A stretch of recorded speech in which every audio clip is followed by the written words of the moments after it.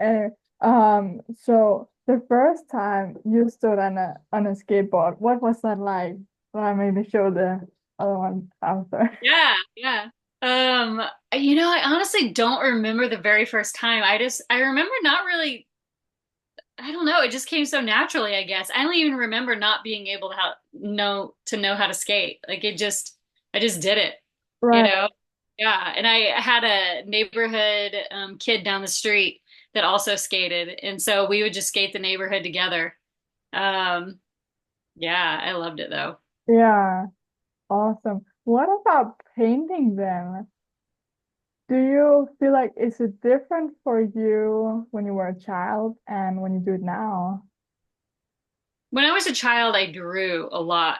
Oh, hmm. Yeah, I did a lot of drawings and I didn't paint at all. I didn't really get into painting until probably, I don't know, I would say my late 20s, early 30s. Wow. Um, Okay. I dabbled because I would have a picture or a composition or something in my head that I needed to get out, and the best way I knew how was to paint it. Yeah. And it started with and still is acrylics. Like I'm getting a little bit into oil. I'm using oil sticks just because I love different textures. I love mixed media. I'm Mm. not full on into one medium or another. I'm mostly right now, if I'm going to paint on a canvas, it's going to be a combination of sprays, pastels, acrylics, and maybe a little bit of oil sticks. But yeah, as a Okay. kid, I didn't really paint too much. But when Monica, the founder of ATX Gals, invited me to be a part of one of their first shows, because she found out about me, we did this creatives dinner for Soho House, Austin, Mm. Yeah. and we met, and I don't know if she knew of Good Type, but we kind of connected that way. We sat next to each other. And I showed her a little bit of my work, and she was like, "You need to be in our next show." I was like, "What? No way!" And she's like, "Yeah." And so because of that, that's what really kickstarted my painting career. Was just Okay. yeah, her seeing something in me, inviting me to be a part of their first show, and the rest is history. Wow. Yeah. Because you did something with the like with the F1 too, which Yeah, is just like last yeah. year, a rep from Formula One Academy, Yes, exactly. she works under Susie Wolf, who's the managing director of Formula One Academy. Saw my work. I think, because their grand finale, Grand Prix was in Austin and of Yes. their inaugural year of Formula One Academy's, F1 Academy's first year. And so they wanted to incorporate some local art in some way. And so I think she was just cruising around on Instagram and came across my work and reached out and asked if I would paint a couple helmets and paint a big painting Right. for paddock, Exactly. and Yeah. invited me to paint in the paddock as well. In That was indoor? yeah, it was a dream come true. Yeah. I got to Inside paint. of what, sorry? What's that? Like inside where? The paddock during the race, like Oh, where everyone kind of hangs out oh, during the race, wow. and Yeah, okay. it was loud, but it was cool. I got Uh-huh. to meet Susie Wolf. I got to meet a bunch of really cool people. Just being in that environment and being around such a high level sport and Mm, having, um, I don't know, just that perspective of seeing what all goes into the sport of racing, of yeah. race car driving, and it was such a cool experience. And yeah, and this year I get to paint some hats for McLaren is having a party for I think it's being hosted by Dropbox and Hope, which is a local gallery founded Wow. by my friend Andy Skull. And so they're inviting a few local artists to come paint hats this year for Formula One for McLaren for that party. So Wow. yeah, it's cool. I mean, they say it's not necessarily about what you know, it's about who you know. I Oh, think that's yeah. pretty true for Oh, sure. yeah. Yeah, Yeah. yeah, I can see that. Yeah, yeah, for sure. Yeah, what is the process for you when you go into a project like that? Like what's in your head and how do you kind of do that collaboration with it? Because I imagine you may have an idea, they have an idea and a direction of where you're going, and how do you splash that together, kind of. Well, my hope is that they reach out to me because they want my style. Right, yeah. And now that I've sort of become more specific with my style, like before, if somebody were to reach out to me, they might reach out just because they know I'm an artist, but and be able to illustrate something, or I might be able to portray exactly what they want, because that was before I really had a style or a voice in what I was doing. And so now I'm hoping they come to me because they've seen my work and they want that style, Yeah. those messages and the lettering and the bright colors and the big cats and sort of like the graphic design logo look. And so usually it's like a discovery call, and I'm like, what's the Mm, goal? What do we want to do with this? And that will okay. inform my work, how I work, and sort of the compositions as well. Right. Hmm. Wow. What is did that just oh dang it. My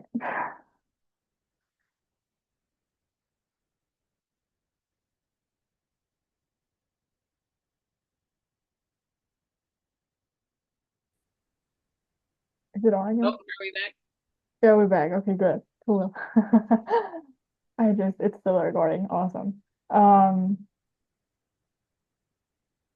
what you mentioned before, you called it something mixed, like when you Oh, mixed media. yeah, yeah, I think so. What yeah, what's that like for you? Like what do you do when you do that? If it's on a canvas, then I will. I like to use different forms to put art, like different mediums, to Right. put whatever I'm putting down on a canvas.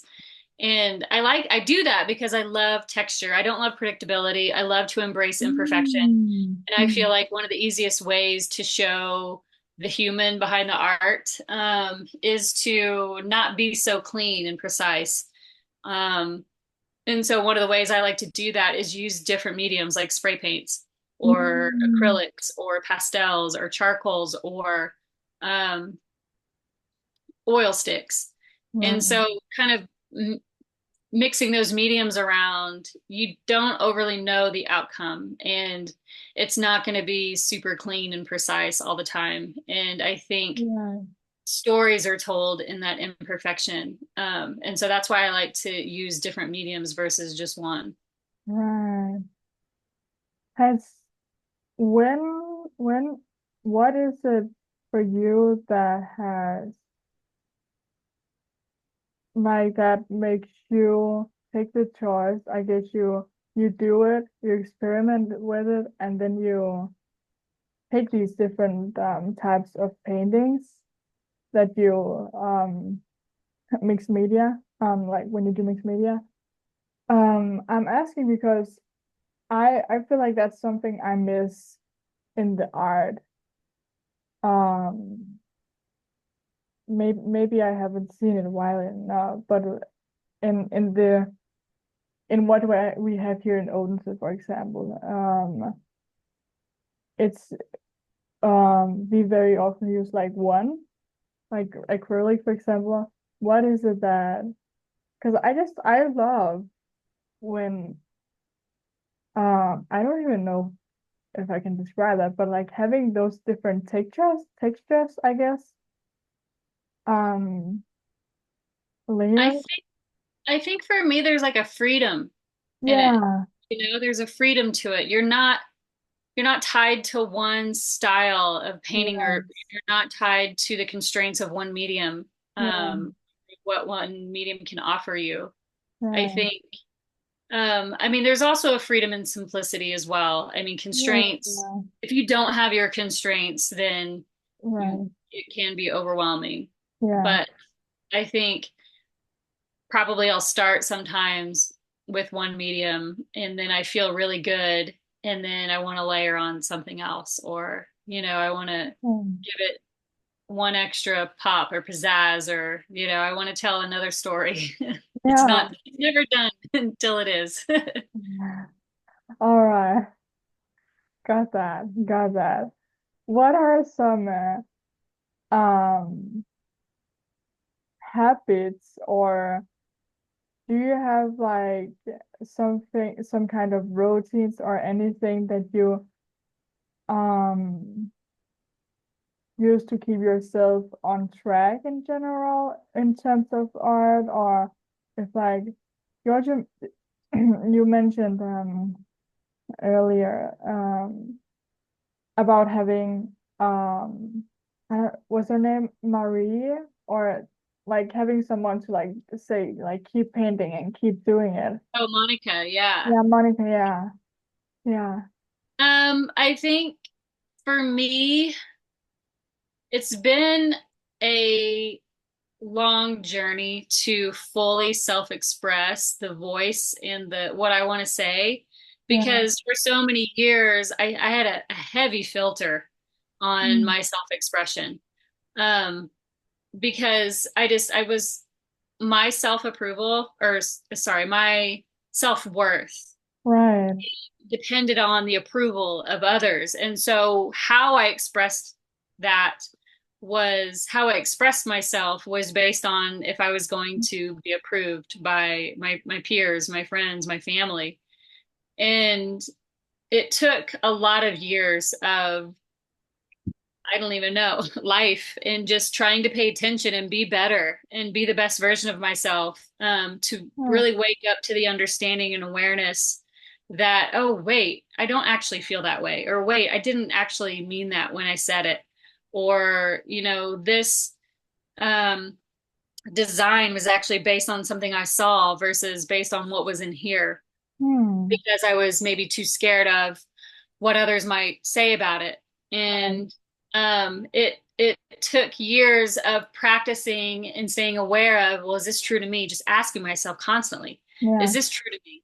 Is this really who I am? Is this really what I want to say? Like truly.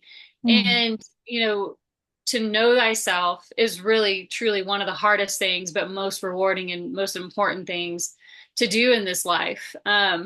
For me as an artist, like what's the point of me creating art if it's not actually coming from a genuine place? Because I want Hmm. that art. If I have something to say, I say it because I feel like somebody else will be positively impacted in general by it. Um, and it's not necessarily for the approval of others anymore. It's just to live in a space that someone might be affected and Yeah. maybe even in a negative way. Not that I Hmm. would want that, but like Hmm. just to like wake people up. Yeah. And as like a way to like it's art for me is a practice to stay authentic and true to myself. Hmm. And along that this topic, I read in a book, I think it was a Carl Jung quote. He said, "Until you make the unconscious conscious, it will direct your life and you will call it fate." And prior to me waking up to the fact that I was unconsciously just living for the approval of others. Hmm. Um, and so my art and my design was just not me. And it wasn't that great either. It was literally just like whatever I saw that I thought others might like, I made. Hmm. And I think at the end of the day, the practice to continue painting is to get to and to never stop going within and getting to the authentic parts of me.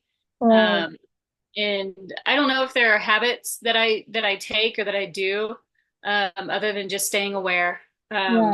and just continue to move forward and to listen and to feel those feelings within me and actually listen to them. Yeah. I love that. The thing about asking yourself, is that really something I want to do, Yeah. or that I see from someone else, in that sense. Um, what I've been reading a little bit about, I've been reading about artistic innovation. Um, what is artistic innovation to you?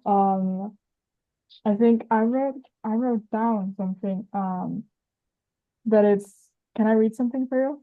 Yeah, sure. Um, so it's about new techniques, styles, and approaches that artists develop to express their ideas and emotions in unique ways, which is totally so I mean something that I would relate to or like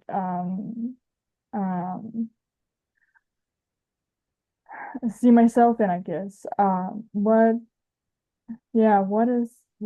What does the artistic innovation feel like to you, or how do you, I guess, maybe experience it? I'm not Creating sure. art in a new way, Yeah. a new process, um, something that's new to you. I think for me, there's innovation in fashion, Mm. there's innovation in apparel. And for me, Yeah. the challenge that I'm sort of bringing to my experience is how to mesh fine art and apparel. Yeah. Fashion is a weird word for me. It feels a little Mm. pretentious. I like to use the word apparel. Mm. I'll use it every now and then interchangeably, but finding ways to create apparel pieces that are artistic statement pieces. And I think there's um, a broad landscape to innovate in that space. And I think for me, artistic innovation is figuring out how to express in a new way, in a new artistic way, in a new Yeah. process with a different outcome. Yeah. Mm. Gotcha. What is it like doing something with um Devon Levesque that you Uh, did? De Um, Devon Levesque? Is yeah, it? so yeah, sorry. Yeah, Yeah.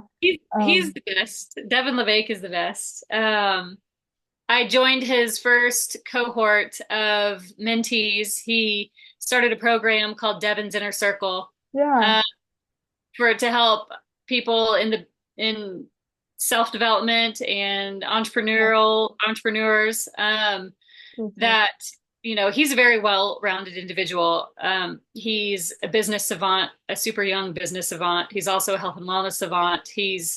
Um, he's got an old soul. I mean, he's so young, but he's done so much and he's helped so many people and he's made such a major impact. And so when I joined his first mentorship, um, I was the only artist, and he was like, "What is an artist doing here?" Uh-huh. And yeah, and so he Um, threw a few opportunities my way, and I got to connect with him on some really cool projects. uh, that's the first time or I don't know if that's the first time he's worked with like an artist, like in the space that you do. Um, for Like, his, I think that's his first time to work with an artist. I oh, think. yeah, Yeah, yeah, yeah. yeah. Wow. Yeah, that's awesome and inspiring to see. I love that. I have one of the pictures hanging up on my wall because it's just I love the design of that. Oh, cool. Yeah. Yeah, the shirts and the bottle